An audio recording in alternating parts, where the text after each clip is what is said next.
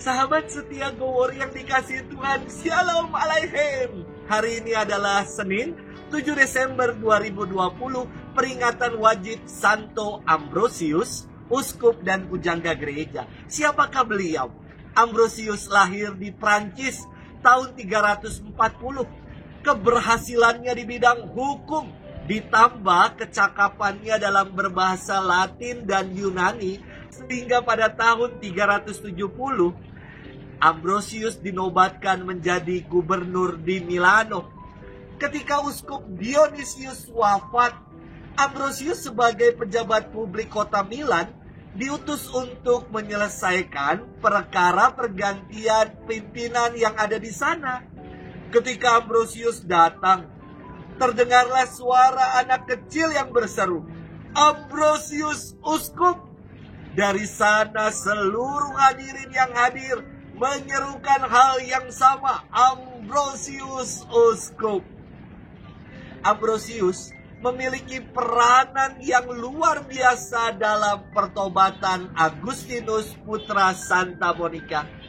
Dalam pengakuannya, Agustinus mengatakan, penerimaan penuh kehangatan dari uskup Ambrosius dan cara hidupnya telah membuat dirinya meninggalkan cara hidup yang lama untuk memberi diri dibaptis dan akhirnya menyerahkan seluruh hidup kepada Tuhan.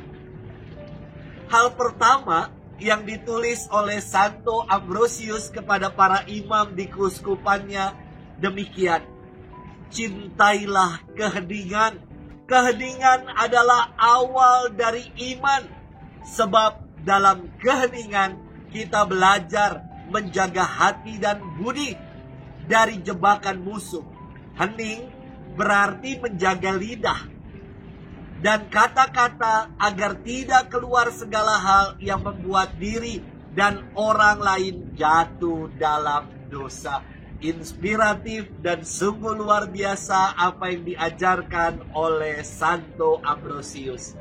Ia wafat pada hari Jumat Agung 4 April tahun 397.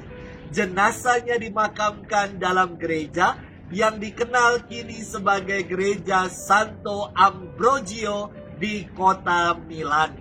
Kita akan bersama-sama hari ini merenungkan firman Tuhan yang diambil dari Injil Lukas 5 ayat 17 sampai dengan 26. Mari kita siapkan hati kita.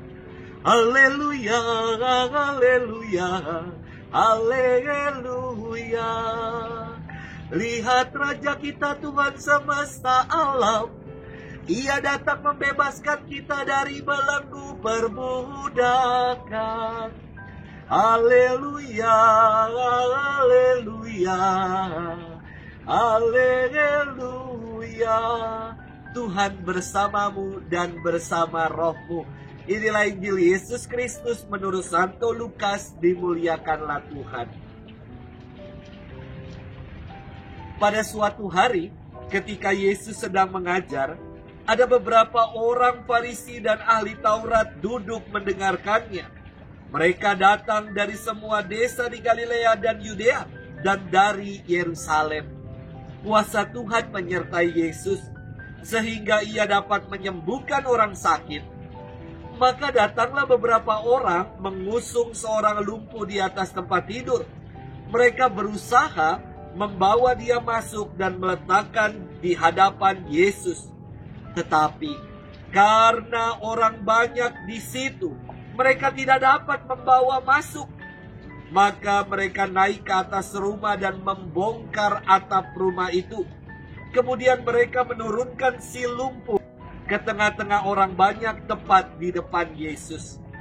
Ketika Yesus melihat iman mereka, berkatalah ia, "Hai saudara, dosamu sudah diampuni." Tetapi ahli-ahli Taurat dan orang-orang Farisi berpikir dalam hati, siapakah orang yang menghujat Allah ini? Siapa dapat mengampuni dosa selain Allah sendiri?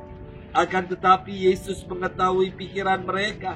Lalu ia berkata kepada mereka, "Apa yang kalian pikirkan dalam hati? Manakah lebih mudah mengatakan dosamu sudah diampuni, atau mengatakan bangunlah dan berjalanlah? Tetapi supaya kalian tahu bahwa di dunia ini Anak Manusia berkuasa mengampuni dosa. Lalu Yesus berkata kepada si lumpuh, Aku berkata kepadamu, bangunlah, angkatlah tempat tidurmu, dan pulanglah ke rumah.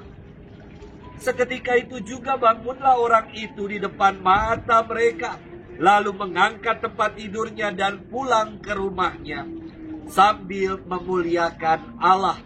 Semua orang takjub lalu memuliakan Allah. Mereka amat takut dan berkata, Hari ini kita telah menyaksikan hal-hal yang sangat menakjubkan. Demikianlah Injil Tuhan, terpujilah Kristus. Sahabat setia Gowori yang dikasihi Tuhan, Shalom. Apakah saudara-saudari pernah mengalami sakit asam urat? Apalagi purinnya nyangkut di persendian kaki dekat pergelangan.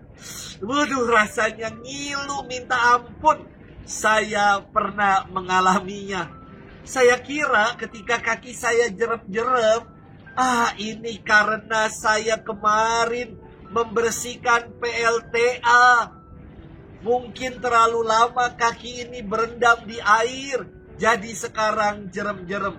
Ternyata ketika saya mau berdiri, gubrak, saya jatuh. Sakitnya minta ampun. Kaki ini seperti ditusuk-tusuk paku. Luar biasa. Jangan harap mau jalan. Ketika mencoba berdiri saja begitu susah dan sulit karena nyeri yang tak tertahankan. Saya baru pernah mengalami sakit akibat asam urat, dan semoga ini tidak terjadi lagi. Teman dokter di Papua mengatakan, Romo kebanyakan makan pucuk labu, daun jipang dan sayur pakis. Ya pastinya karena setiap hari sampai dari pagi sampai dengan malam, itulah makanan kami sehari-hari di tanah Papua. Sahabat setia Gowori yang dikasihi Tuhan, saya membayangkan sakit urat aja udah demikian menderita. Tidak bisa berjalan berdiri, apalagi mereka yang mengalami kelumpuhan, pasti sangat menderita. Dalam kisah hari ini istimewa. Kita dapat membedakan orang berdasarkan 3 kategori ini. Kategori pertama adalah orang banyak yang memenuhi tempat di mana Yesus mengadakan pengajaran.